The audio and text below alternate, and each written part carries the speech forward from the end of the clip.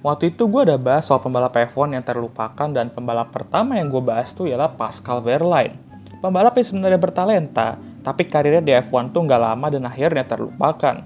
Tentu itu bukan hal yang menyenangkan karena semua pembalap pasti mau sukses lah di F1. Tapi udahlah nggak sukses karena suatu hal dan terlupakan yang nggak enak lah pasti ya kan. Nggak ada yang menginginkan hal itu, tapi bukan berarti hal itu nggak bakal terjadi. Pasti bakal terjadilah ke beberapa pembalap. Dan hari ini, gue akan bahas pembalap yang terlupakan lagi, dan secara kebetulan, pembalap ini sebenarnya agak sedikit memiliki hubungan dengan Pascal Wehrlein juga, yaitu Felipe Nasr.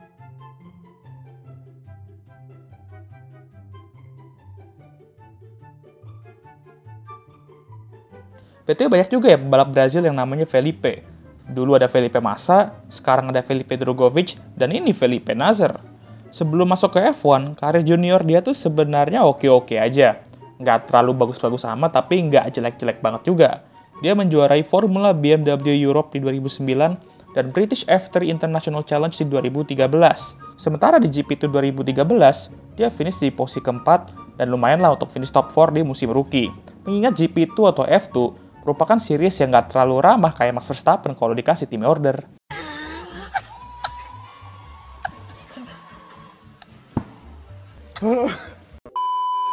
Kecuali Anda pembalap sekelas Saipul, Georgie, atau Oscar tentunya ya, yang dimana langsung juara F3 dan F2 di musim rookie-nya. Di 2014, musim keduanya di GP2, dia harusnya bisa lah bersaing untuk gelar juara. Dan bener, dia bersaing untuk gelar juara saat itu. Tapi Jolyon Palmer saat itu terlalu konsisten dan dia juga hanya mampu finish di posisi ketiga.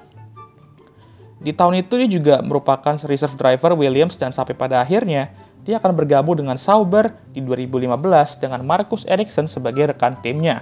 Nah, nggak terlalu banyak orang juga berekspektasi ke dia akan bagus di musim pertamanya.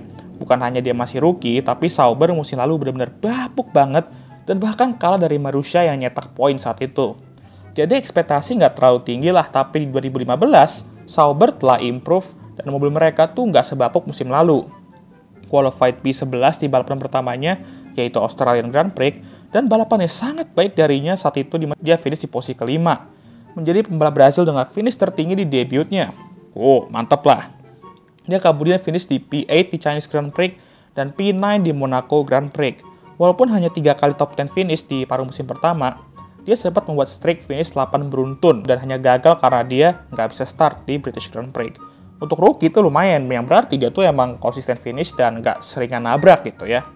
Lalu di paruh musim kedua, dia kembali finish di top 10 saat dia finish di P10 di Singapura, lalu P6 di Russian Grand Prix, lalu disusul oleh P9 di US Grand Prix, yang mengakhiri musim 2015 berada di posisi 13 standings dengan raihan 27 poin. Sedangkan rekan timnya Marcus Ericsson hanya meraih 9 poin di posisi ke-18 di standings. Mengingat bahwa ini musim rookie-nya, untuk tampil solid seperti itu dan mengalahkan rekan tim lu yang satu musim lebih berpengalaman, itu merupakan hasil yang bagus. Dan Sauber pun berpikir demikian karena mereka memutuskan untuk mempertahankan Felipe Nasr untuk musim 2016. Nah, kalau musim rookie-nya aja udah kayak gini, musim kedua harusnya lebih GG lagi lah ya. Tapi Sauber juga harus membuat mobil yang lebih GG dari 2015 atau bahkan lebih baik. Dan apakah itu beneran terjadi? Oh iya, mobil mereka tuh lebih GG dari Manor tapi. Nah, sedikit hint dulu lah jokes itu. Nanti gue kasih tau lah maksudnya apa. Di musim 2016, Sauber lagi dan lagi balik ke setelan pabrik 2014. Mobil mereka benar-benar lelet dan dua pembalap mereka juga kesulitan mau dapetin poin. Ditambah hubungan Felipe sama Marcus mulai sedikit frosty ketika mereka bertabrakan di Monaco. Yang lebih parah lagi ialah tim baru saat itu. Ada yang mau tebak tim baru itu tim apa? Yep, Haas yang merupakan tim baru saat itu jauh lebih kenceng dari Sauber. Dan yang lebih parahnya lagi, saat itu Pascal Wehrlein di Manor juga meraih poin di Austrian Grand Prix. Ini berarti Sauber merupakan satu-satunya tim saat itu yang belum meraih poin alias juru kunci. Sampai pada akhirnya Super Nasr to the rescue ya kan di Brazilian Grand Prix, home race-nya. Saat itu dia start dari P21 atau posisi 21. Dan balapan itu hujan deres banget dan sempat red flag juga. Dan out of nowhere, Felipe berada di posisi 9 dan finish di situ. 2 poin dan akhirnya Sauber menggusur Manor dari posisi ke-10 di standings. Akhirnya Sauber lolos dari juru kunci. Tapi, musim depannya, Sauber malah mengambil Pascal Wehrlein untuk menggantikan Felipe Nasr. Padahal ya, Felipe merupakan pembalap terbaik dari kedua Sauber dari 2015 sampai 2016. Tapi malah dia pula yang keusir. Tapi mungkin ini masalah uang ya kan. Dan ingat jokes yang gue buat tadi kalau mobil Sauber 2016 ini GG banget untuk Manor. Ya karena hasil di Brazilian Grand Prix. Kan itu berarti Sauber finish di posisi 10 kan. Sementara Manor juru kunci di posisi 11. Itu berarti Manor mendapatkan prize money yang lebih dikit. Dan tentunya ini tidak membantu finansial mereka. Akhirnya Manor bangkrut dan nggak akan berpartisipasi di 2017.